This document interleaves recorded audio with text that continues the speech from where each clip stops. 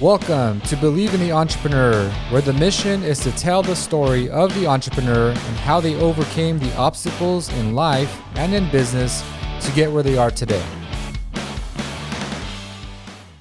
All right, welcome to another episode of Believe in the Entrepreneur. Today, I've got Diego Elizarraraz in the house. He's the account executive for Sandoval Tax CPAs, my accounting firm, actually. So, Diego, thanks for being here. Thank you, Joe, for having me. Of course. So, Diego, the whole point of this podcast is to get to know, first of all, who you are, what you did before you started working for me, and then what you're doing now, and then tell a little bit about kind of what your plans are for the future. So, tell me a little bit about you and what you were doing before you started working here at Sandoval Tax CPAs. Sure. Yeah. I come from a, first generation Mexican background. My parents immigrated here from Mexico. And, for me, it was full of opportunity, right? I mean, I graduated high school back in 2009, went to work after that, thinking life was going to be a drift, right? Just go by, I was working at warehouses, construction.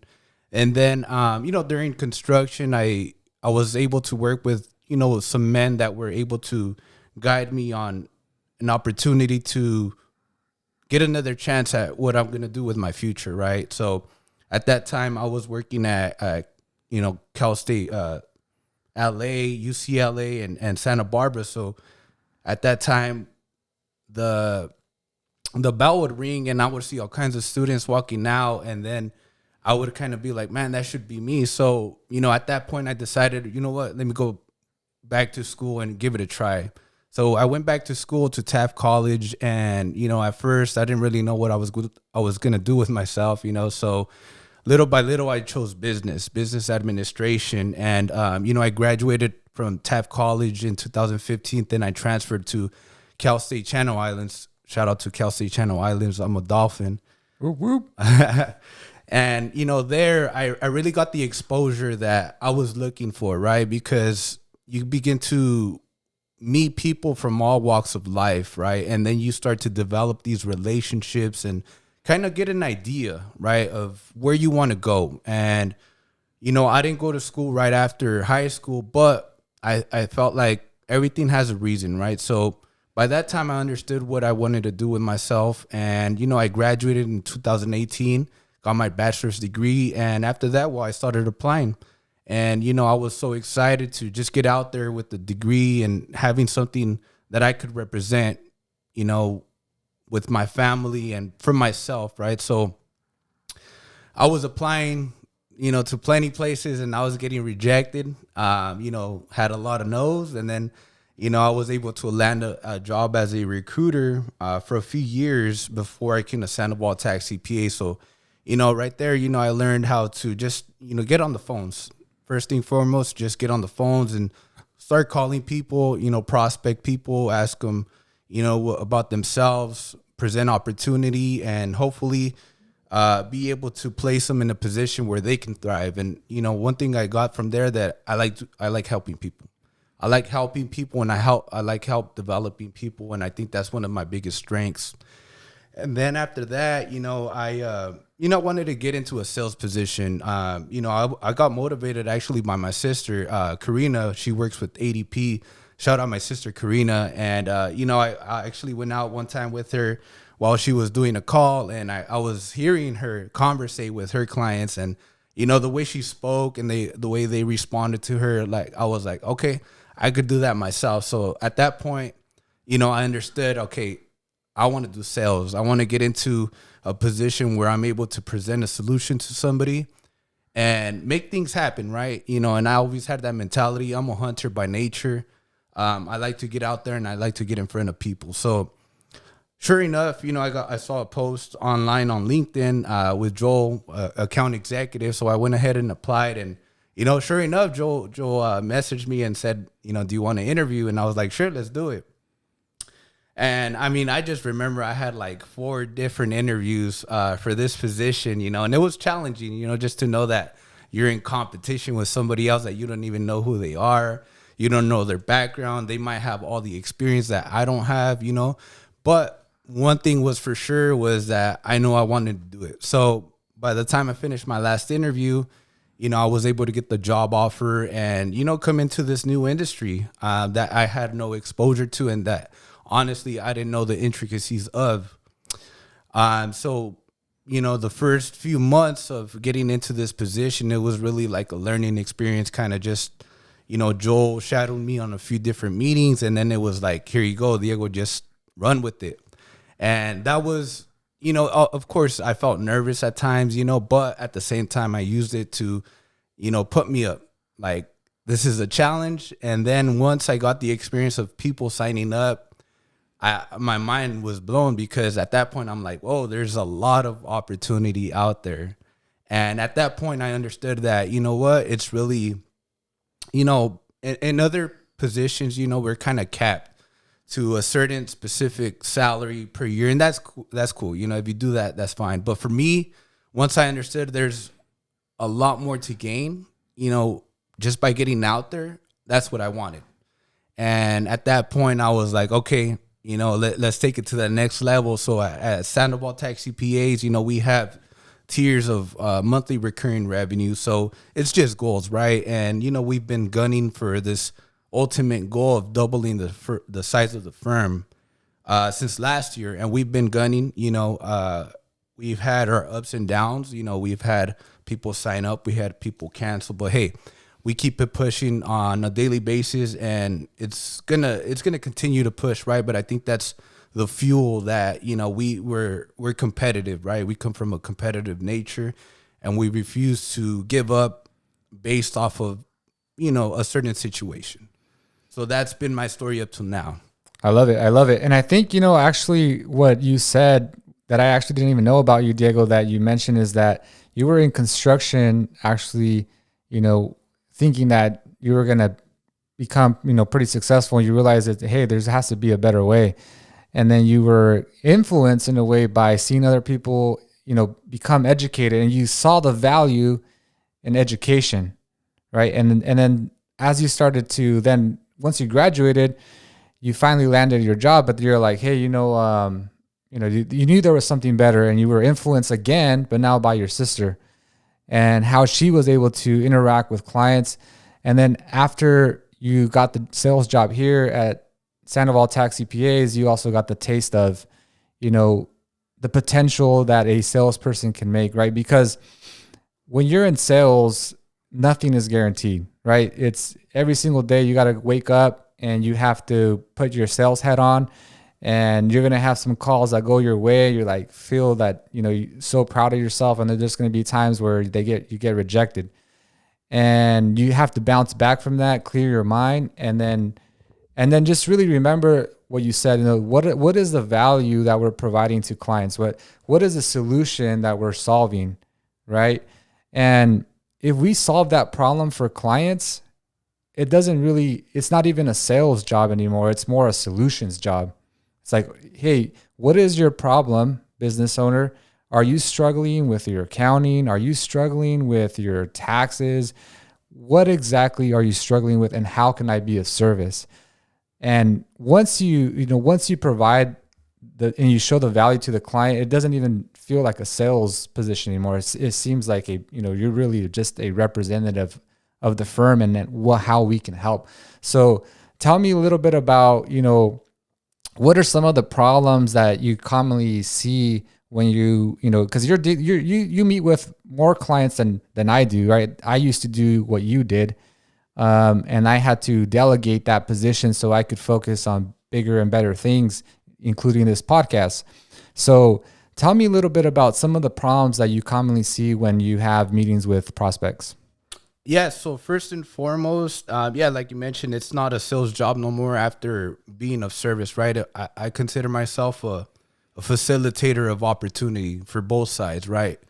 Whether it's somebody that needs help, desperately to improve their business, we facilitate the opportunity and the solution. So, one of the biggest problems that I do see is first and foremost is lack of awareness, right? So a lot of business owners, don't really know what's out there for them, right? They just kind of go into business, and there's two aspects of the business, right? There's generating the revenue, which is the front end, and then retaining earnings, right, which is the back end, and all the compliance and whatnot. So the first and foremost, the lack of awareness of, compliance, just kind of not knowing what has to be done in the business in order to be compliant with the laws and whatnot. Second is knowing that it's out there, but not being able to make a decision. And those two are the main things that I see people have, right? I mean, the problems vary from people being behind on their accounting, their books, right? Them not being in order, or even if they are in order, they just don't know, or they don't have access to somebody that has the knowledge to be able to help them to save money on taxes. So those are the most common problems that I have, that people come in and talk to me. And, a lot of the times it comes down to both of those, right? There's lack of awareness of solutions and opportunity, or, the lack of being able to make a decision to improve their situation. Yeah, 100%. And I think that, it all goes back, when you say awareness, to me, that means education, right? Like, has a lot of, we serve a lot of the Hispanic community, because we're a bilingual CPA firm. We speak both English, we speak Spanish. And so we can service, anyone that can speak either of those languages. And so the Hispanic community, it's changing now with the younger generation, but the older generation, from my experience, didn't have the opportunity that we did. They didn't go to college. They didn't get those bachelor's degree, those master's degree, or those PhDs.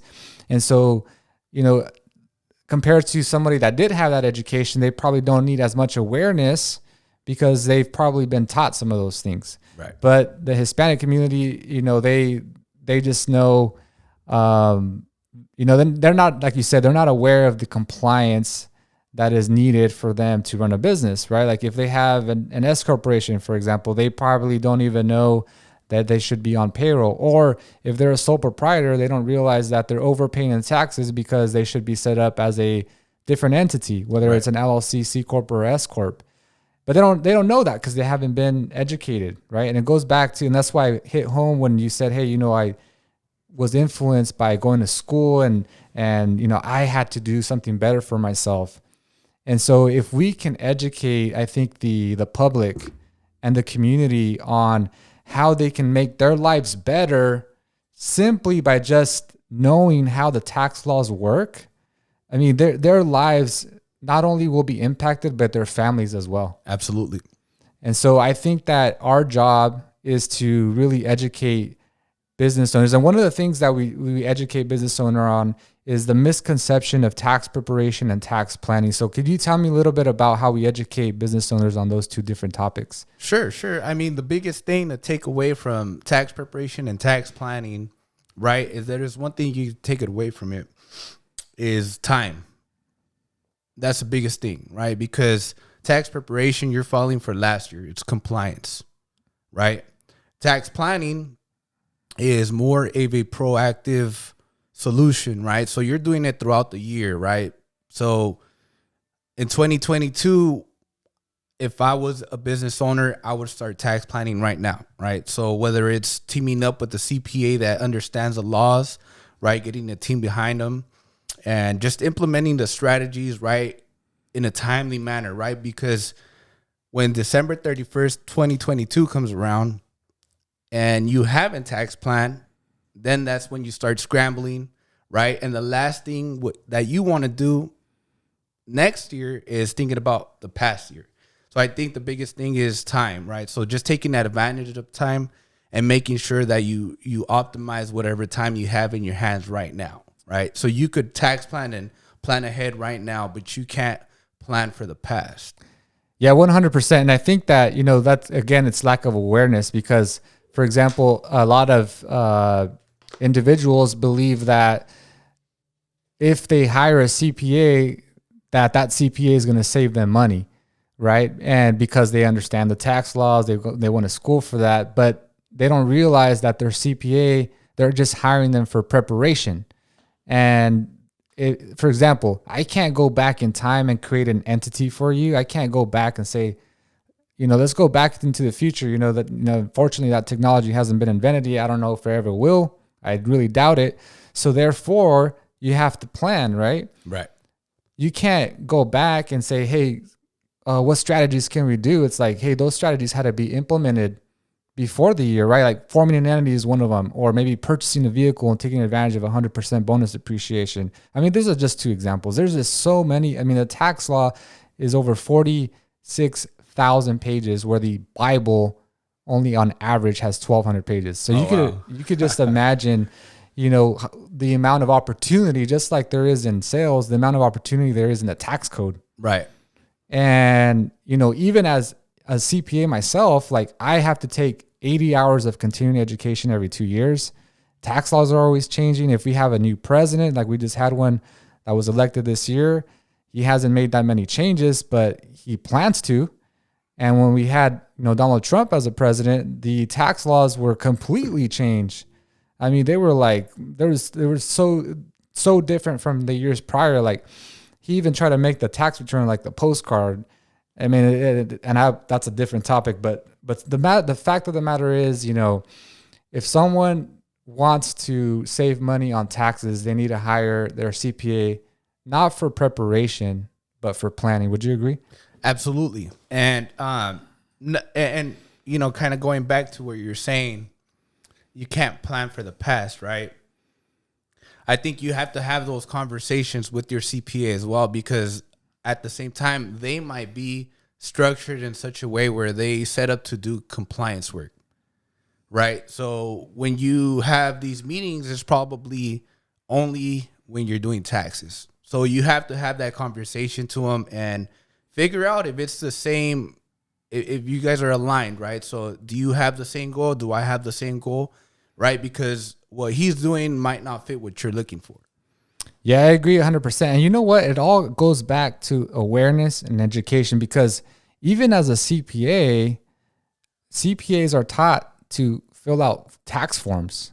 Correct. They're not taught to plan, right? We learn planning through experience. We learn planning by us investing into software that helps us plan, right? We pay, for example, for our tax planning software alone, not preparation, just tax planning, we pay close to $15,000 a year just to be able to serve our clients and help save them money. Mm-hmm. But I see it as an investment, because we're able to save our clients hundreds of thousands of dollars in taxes, which then impacts their lives and their families' lives and helps them get closer to financial freedom.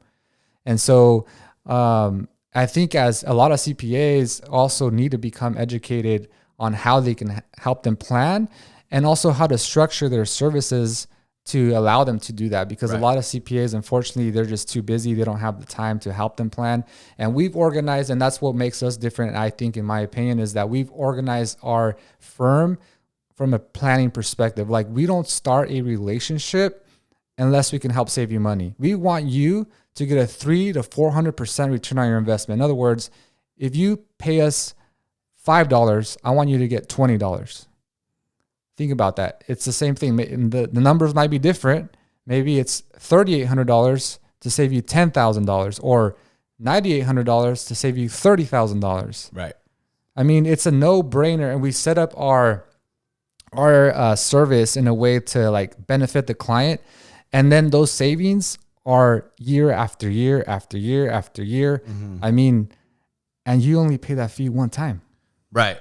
Absolutely. 100%. And even then, it's even taking a step back, right? Because I think that's the biggest challenge, is not only, we could convince somebody that we could save them $10,000 at least, right? But persuading them to move forward is a whole different ballpark. And, I think we have to kind of take it back in terms of, okay, what do you as a consumer consider a cost, and what do you consider an investment? Yeah, 100%. And I think that, you said there's two things, right? You said awareness, and then the inability to make a decision, right? A lot of people stall because they see the upfront cost. But I had this example actually told to me, and I thought it was so powerful. When there's a bird that's in a nest, right?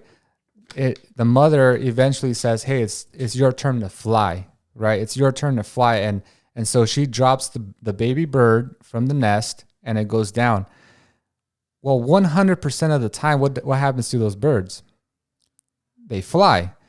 So it had to go down in order to go up. See, everybody knows that everything that goes up must come down. Everybody knows that, but not a lot of people know. They don't have the awareness that things have to go down in order for them to go up.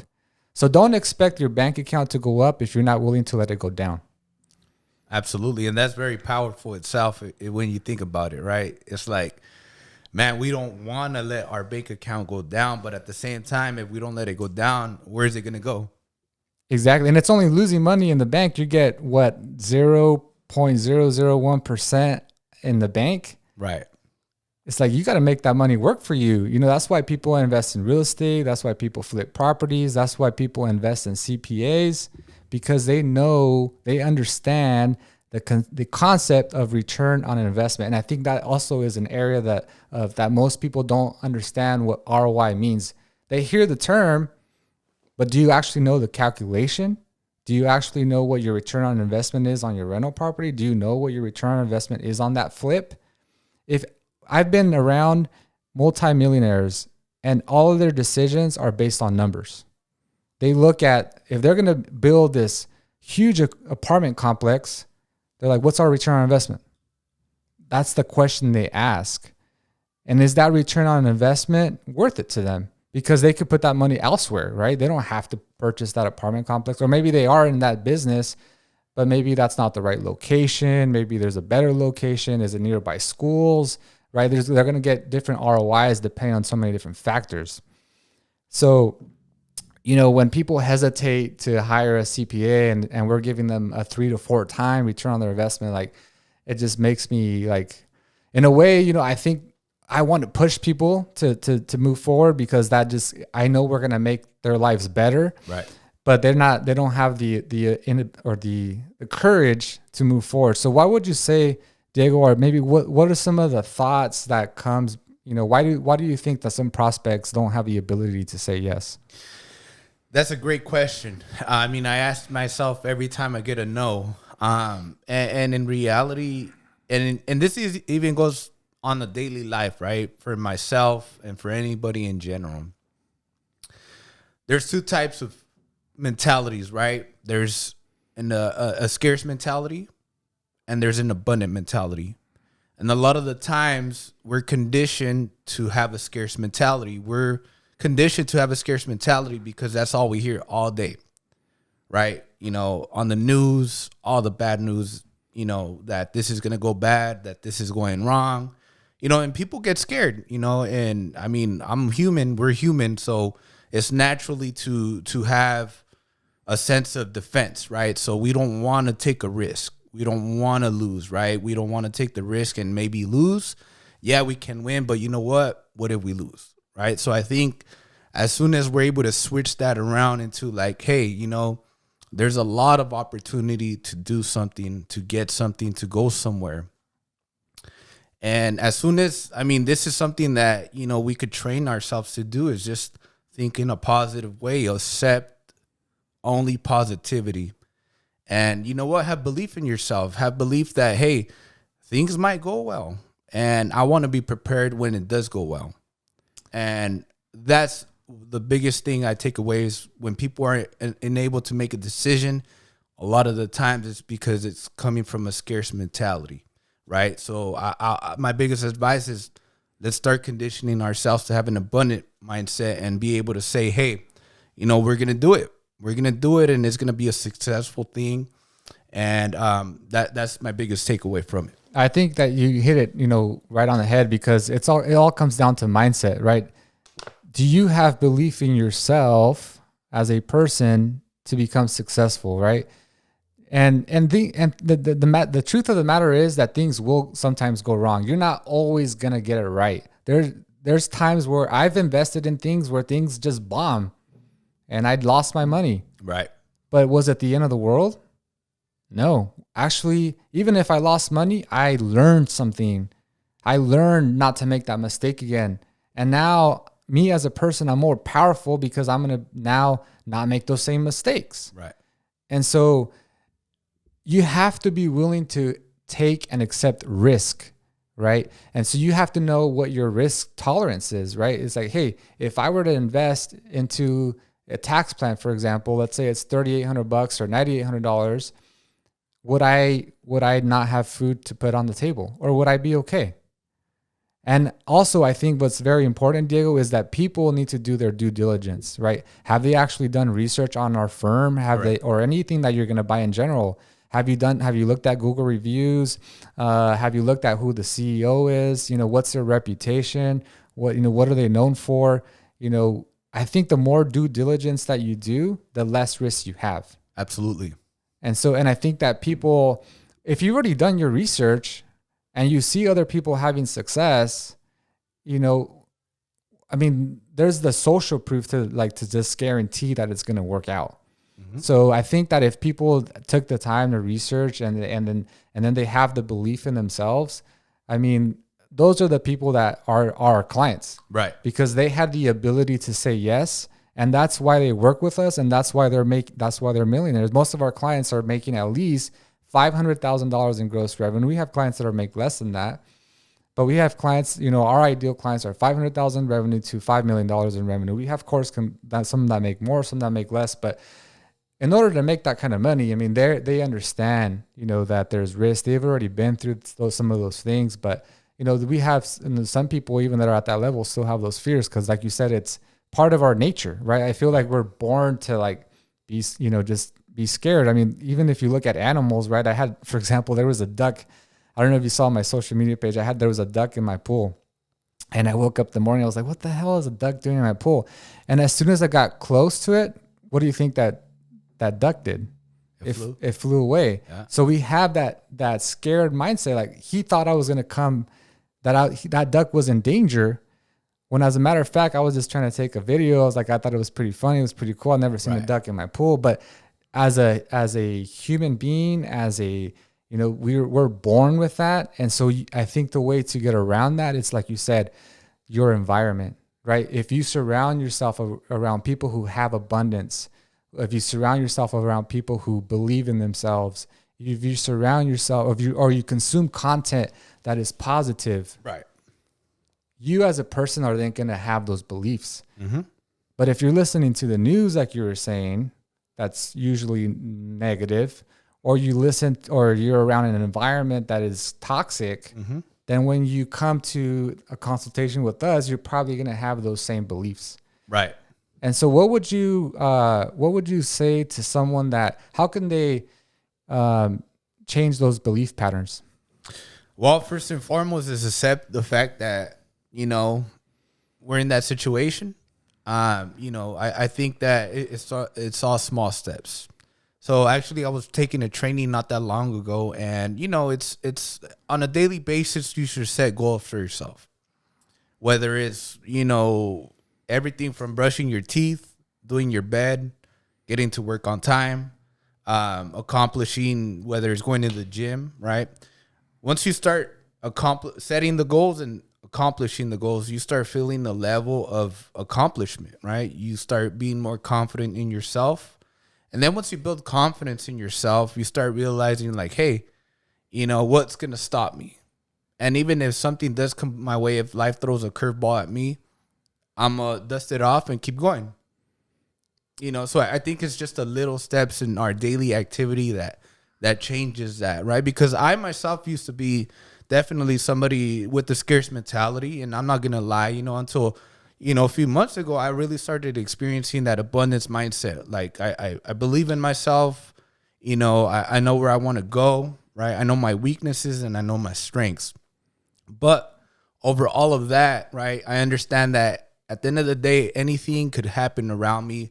Life is going to be life. The world is going to be the world. But for one thing, I know for sure is I could control what I can control, which is myself, right? My emotions, my actions, how I approach situations, how I react to situations, how I think, how I eat, everything, right? So I know one thing that I learned is that everything trickles down from the top to the bottom. So, everything you think, everything you eat, everything you hear, everything you say, that eventually is going to go down to your feet. It's going to trickle down to your children. is going to trickle down generations if you let it be that way, right? So I think, we take a step back and just start on our small steps, daily basis. What goals do we have to accomplish them, build that confidence, and then, we could approach the world and be able to, take those risks absolutely after the due diligence. Yeah, 100%. I think it's those small wins, right? Those small wins that just bring you up, that give you that reassurance that you're like, hey, you know what?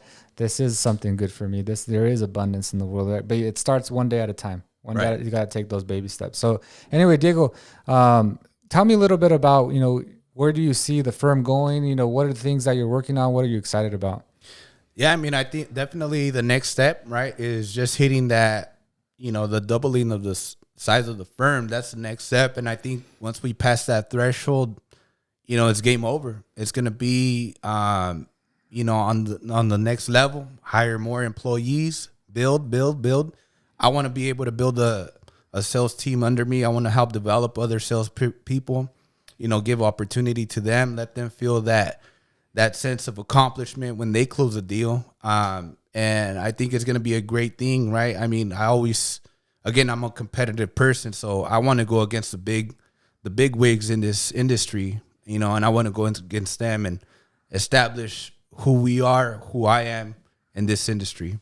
I love it. Yeah, I think, we read our mission, vision, values every morning, right? And our mission is to be one of the top CPA firms in the entire in the entire United States. And I think that we're going to get there one step at a time. It goes back to those baby steps, but we have that big vision. And I think that if we continue to work the way we've been, and, even before you started, just to give transparency to our listeners, it's like we had the goal of doubling the size of the firm. And you've been with us for, I think, a year and a half or so. And we were basically at zero because we're like, hey, let's double the size of the firm in 1 year. And a year and a half, I think we're like at 95%. And so, like you said, we've had some downfalls. We've gotten close to 99%. But either way, that's entrepreneurship. It goes up, it goes down. But in the long run, we're still going in the right direction. And I just want to, kind of just end this up, Diego. I just want to say thank you for being part of my team. I think you've been a great team member, a big asset to our firm. I think that we wouldn't be where we are today if it weren't for you. And I think that our future is bright. And I just, I think that for any listener that is listening and that they were inspired by this and they want to book a call with Sandoval Tax CPAs, they can go to our website, or you can go to specifically help.sandovaltax.com. If you go to help.sandovaltax.com, you'll be able to just book a 15-minute call with Diego. And so again, Diego, I just want to say thank you for being here, and it's a pleasure having you as a guest. Thank you, Joel, for having me, and thank you for the opportunity.